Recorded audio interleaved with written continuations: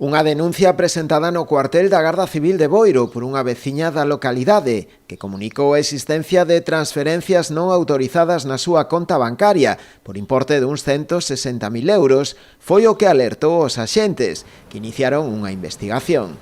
No marco da operación baixo o nome de Grúbulos, o Instituto Armado logrou identificar a un total de 5 persoas, todas elas acusadas dun presunto delito de estafa, outro de branqueo de capitais e un terceiro de pertenza a grupo criminal. Segundo informaron dende a Garda Civil, os investigados ofrecían produtos en páxinas web de compravenda de segunda man, e cando contactaban coas potenciais vítimas, ofrecíanlles o pago dos produtos anunciados mediante unha coñecida aplicación de pagos.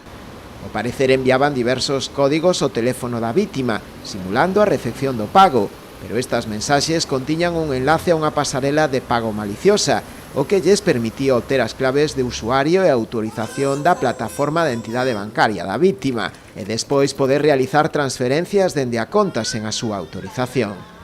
A Garda Civil informou da identificación plena dos presuntos autores desta estafa, que formaban parte dun grupo criminal con ramificacións na Coruña, Alacante, Valencia e Girona. No operativo puideron recuperarse uns 23.000 euros. Todos os investigados, xunto coas dilixencias practicadas, xa pasaron a disposición do xulgado de instrución número 1 de Padrón, que é quen instrúe a causa.